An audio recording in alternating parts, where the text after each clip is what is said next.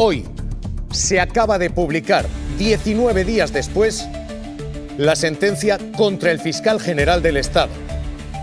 Se acaba de distribuir el fallo que condena al fiscal general por la nota de prensa emitida. Lo que se descartó en primer momento resulta ser la base. El Tribunal Supremo dijo que aquella nota era irrelevante, que publicaba lo que ya era público, pero le condena por esa nota y por la difusión de esos detalles. Pedro Gómez, Tribunales, se acaba de hacer público ese fallo. Acabamos de tener acceso a esa sentencia que finalmente condena al fiscal general del Estado a esos 2 años de inhabilitación, y le voy a leer textualmente lo que dice esa sentencia, porque dice que respecto a la nota informativa que se publicó la Fiscalía Anticorrupción, subrayan que el propio acusado admitió su intervención en la misma y que no se puede responder a una noticia falsa mediante la comisión de un delito. Considera este tribunal, formado por los 5 magistrados que condenan al fiscal, que una persona o el fiscal general, una persona del entorno o el propio fiscal general, con su conocimiento, fue quien filtró el correo a la cadena SER. Finalmente, lo que concluyen estos 5 magistrados es que el fiscal general o alguien de su entorno filtró ese correo de González Amador, del abogado de González Amador, a la cadena SER, y que la nota informativa contenía también elementos que podían ser constitutivos de delito. Estos son los 2 motivos por los que finalmente fue condenado el fiscal general del Estado. Pedro, muchas cuestiones en todo esto. Se condena con algo que se dijo que no era relevante, que no se iba a investigar. Se dice, 1, filtración desmentida por el propio Miguel Ángel Campos. Se ha desmentido esto bajo juramento en ese tribunal. Se condena pese a ese desmentido. Pero 2, se condena por una nota de prensa que el propio Supremo dijo que no era relevante. Fue el propio Supremo el que dijo que aquella nota de prensa no podía publicar algo ya publicado. Pedro, es una sentencia del Supremo contra el Supremo.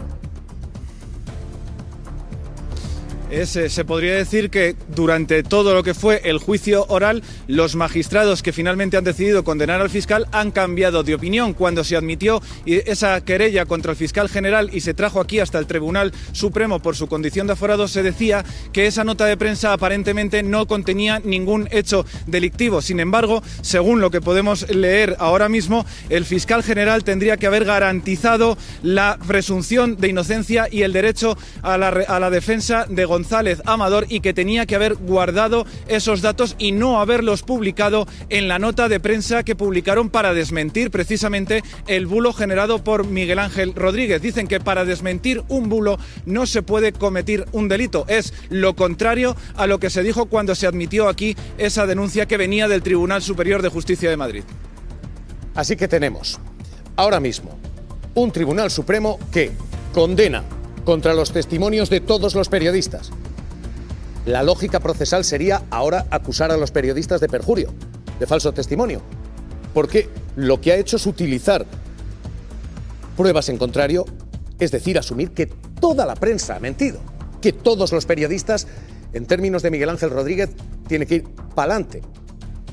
Y un Tribunal Supremo que se contradice a sí mismo, que en doctrina anterior había dicho la nota de prensa no es delictiva y que en este caso había dicho esa nota de prensa no es relevante, pero que ahora falla diciendo sí, es elemento de prueba. Todo esto, Pedro, es el fallo, esta es la sentencia. Hay voto particular, ¿no? Sí, que en el mismo fallo que se adelantó el pasado 20 de noviembre se decía que había 2 magistradas, precisamente Susana Polo, la que iba a ser la ponente de esta sentencia, estaba a favor de absolver al fiscal general del Estado, de ahí que perdiera esa ponencia. Hay 2 votos particulares que dicen que en ningún momento no ha habido ningún hecho probado sobre esa filtración por parte de Álvaro García Ortiz, y que la nota con la que se desmentía el bulo de Miguel Ángel Rodríguez tampoco contenía ningún dato personal que afectara a la defensa ni al honor de González Amador. Finalmente, con el respecto al testimonio de los periodistas, Javier, hay un párrafo en el que dice que no se cuestiona la veracidad de sus testimonios, pero que un dato reservado sea conocido no neutraliza el deber de confidencialidad del fiscal general. Insistimos, le condena porque según estos 5 magistrados queda probado que el fiscal general o alguien de su entorno filtró ese correo electrónico y porque la nota contenía datos reservados de la defensa de González Amador. Estas son las 2 claves del fallo y estas son las 2 claves de la sentencia. 238 folios. José Antonio Martín Pallín, magistrado emérito del Tribunal Supremo. ¿Qué tal? ¿Cómo está?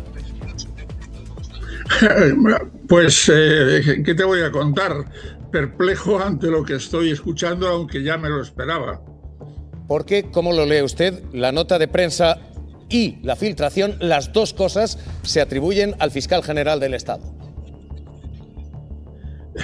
Bueno, yo creo que antes de consultar los textos jurídicos, los magistrados debían haber ido al diccionario de la Academia de la Lengua, en la que se distingue perfectamente secreto, dato reservado, intimidad y confidencialidad. El legislador en el 417 protege el secreto, que es aquello que nunca debe ser revelado porque puede causar, lo dice la ley, un perjuicio a la causa pública o a un tercero. El dato reservado, que es lo que dice la sentencia, yo no me lo he inventado. O sea, a mí me sorprende que unos magistrados del Tribunal Supremo tergiversen el texto del 417, que no habla para nada de datos reservados, habla de secretos. Datos reservados están en el título 10 y afectan Magistrado, a la ideología, religión, discúlpeme, porque es complejo esto. Explíquenos, o sea, lo que nos está diciendo, no me pierda con el articulado, si no le importa, porque es complicado seguir toda esta cuestión. Lo que nos está diciendo es, no había secreto que guardar. No, es que no le han acusado de revelar secretos, le han acusado de revelar datos reservados. Eso es lo que dice la sentencia, si no he entendido mal. Ajá. Entonces, los datos reservados están protegidos no en el 417, sino en el 197 y siguientes. O sea que han infringido el principio de legalidad para empezar. En segundo lugar, porque podría extenderme, han infringido el principio acusatorio. No se puede andar bailando de una acusación a otra, que si la nota vale, que si la nota no vale, que en parte sí y en parte no. Pero es que además la nota no revela ningún dato reservado. Una parte de la nota hace referencia a unos hechos que están en el registro mercantil a disposición de cualquier persona de los que están en la mesa si tiene el interés por entrar en ese momento, que es la empresa, el administrador único e incluso le van a dar un dato más. Y entramos entonces en el tema de la conformidad. La conformidad en absoluto es un dato reservado. La confidencialidad es un derecho que tiene una persona, pero que en este caso se ha despojado libremente de él. Dice, la Constitución me dice que no tengo derecho a declarar contra mí, y entonces yo renuncio a ese derecho porque quiero buscar una conformidad. Y la conformidad, y ya con esto termino con el principio de legalidad, la acaba de modificar la Ley 1/2025, que ya ha entrado en vigor. La conformidad necesita el consentimiento del presidente del tribunal. Señor Pallín. Si no, no vale para nada. Es una conversación como la que podíamos tener tú y yo, Javier, sobre ponernos de acuerdo en alguna cosa. No perjudica al derecho a la defensa. Pero déjeme que lo traduzca del jurídico al castellano, a ver si yo lo he entendido. Me dice usted 3 cosas. Me dice usted, la primera, en torno a la filtración, los datos no son secretos. Están en registro mercantil, luego no hay filtración de ningún secreto. Segunda violación, me dice usted, algunos de principio ellos. acusatorio, no se puede decir la nota sí, la nota no de manera intermitente. Y tercera clave, la conformidad con Hacienda. Y dice usted, cuando uno firma la conformidad con Hacienda, Hacienda también es parte, luego no es materia reservada. Estas son las tres irregularidades que usted ve en esta sentencia ahora mismo, ¿sí?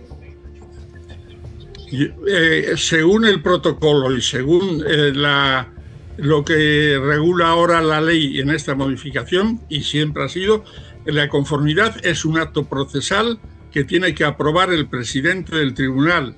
Y es más, ahora se puede oponer a la conformidad por estimar que el acuerdo entre el fiscal y el acusado vulnera la ley. ¿Cómo lees tú la sentencia? La acabamos de conocer y lo que dice es: se han filtrado datos y la nota de prensa también es motivo. Se le condena por las dos cuestiones, la nota descartada antes y la filtración de datos que se le atribuye a la cadena SER. Bueno, yo no he tenido tiempo de leer la integridad de la sentencia, obviamente, porque acaba de salir, pero aquí hay dos cuestiones. Una, la filtración del correo. Dicen que lo ha tenido que cometer el fiscal general o alguien de su entorno sin identificar. Bueno, ¿dónde están las pruebas de esta parte? Porque ni en la instrucción ni en el juicio ha aparecido ni una sola prueba de que el fiscal general o alguien de su entorno sin identificar, que es ya kafkiano, haya sido el filtrador. Esto es una clave absoluta, y si se dice que hay pruebas o que se le condena por filtrar, se necesita alguna prueba de ello, ¿no? Por filtrar el correo. La segunda cuestión, la nota de prensa famosa. Bueno, nosotros en público hace 3 semanas o 4 ya lo publicamos, ¿no? La nota de prensa ha sido realmente un juego de trile, ese juego en el que ¿dónde está la bolita?, que se ha utilizado no en el Supremo, sino desde el principio. La instrucción empieza por la nota de prensa, porque eso que permite a la justicia, la nota de prensa solo la había hecho el fiscal general, con lo cual digamos que centran en una pecera en la que había 500 peces, porque eran los que habían recibido la solicitud, el correo del abogado del presunto defraudador. Necesitan centrar, y con la nota de prensa, que es como empieza la instrucción, lo centran sobre el fiscal general. ¿Qué pasa? Que cuando llega al Supremo, el Supremo dice no, la nota de prensa aparentemente no es delictiva, pero se quedan con la causa. Si no es delictiva, la tenían que haber devuelto para investigar desde cero quién podía haber filtrado el correo. Y dicen, aparentemente no es delictivo, con lo cual todos pensábamos que la nota de prensa había quedado fuera. Pero durante el juicio ya vimos que, como no tenían pruebas de la filtración del correo, se iban a centrar en la nota de prensa, hasta el punto de que el abogado del Estado que defendía al fiscal general, en el alegato final, dijo: yo es que no sé de qué me estoy defendiendo aquí. Estas son palabras prácticamente literales. Yo no sé de qué me estoy defendiendo, si de la filtración del correo, que se supone que era el motivo del juicio, o de la nota de prensa. Y al final, pues la han utilizado, la nota de prensa, porque ahí sí que el fiscal general había admitido su autoría. Es completamente inaceptable que se haga una instrucción sobre un presunto delito y luego se le condene por otro, y es inaceptable en cuanto al correo electrónico que sin ninguna prueba se le atribuya la filtración al fiscal general. Y no hay ninguna prueba. Nadie, ni en esa mesa ni en ninguna otra, puede decir que hay una prueba de que el fiscal general filtró ese correo. Rico, no te retires. Pedro, estamos leyendo letra pequeña porque son 19 días y 200 folios. Pero, Pedro, lo que tenemos es alguna clave más y ahora mismo estos son los dos pilares, 19 días más tarde, en los que el Supremo fundamenta la condena al fiscal general del Estado. Dice, filtró el correo. No se ha escuchado ninguna prueba efectivamente en ese juicio de que así fuera, y la nota contenía datos reservados que, aunque fueran públicos, dice el Supremo, no se pueden publicar desde la Fiscalía. Estos son los dos argumentos, las dos bases de esta sentencia. Sí, Javier, y según voy leyendo te puedo añadir 3 datos más que aporta esa sentencia de 233 folios que contiene también esos 2 votos particulares. Aseguran en los hechos probados que el diario El País publicó con antelación 3 horas antes de que se publicara la nota de Fiscalía desmintiendo el bulo de Miguel Ángel Rodríguez, que el diario El País ya había publicado parte de esa nota de prensa que contenía datos de los mensajes que se intercambiaron el fiscal anticorrupción que estaba investigando a González Amador y su propia defensa. Además, avala y da por bueno el testimonio de la fiscal Almudena Lastra cuando dijo que los había filtrado el fiscal general los mensajes. Dice que no es un reproche, simplemente que también es parte de la prueba que se puede aportar en esta causa en la que se condena al fiscal general del Estado, y que además en una parte de las que se refieren a la defensa de Álvaro García Ortiz aseguran que no existe cobertura legal para el borrado de los dispositivos móviles del fiscal, y que eso también ha sido un hecho que no ha podido demostrarse, que el fiscal general haya trasladado esos mensajes directamente, pero que no existe cobertura legal para el borrado de sus dispositivos. Pido lectura aquí, breve, Saroca, Pablo. No, la sentencia sí que hace expresa además lo hace en un párrafo expreso, dice que ahí no solo no cuestiona la credibilidad de los periodistas, sino que sabe que es así. Lo que sí dice la sentencia es que para la Fiscalía General de Estado tiene un deber de reserva de datos reforzado, digamos.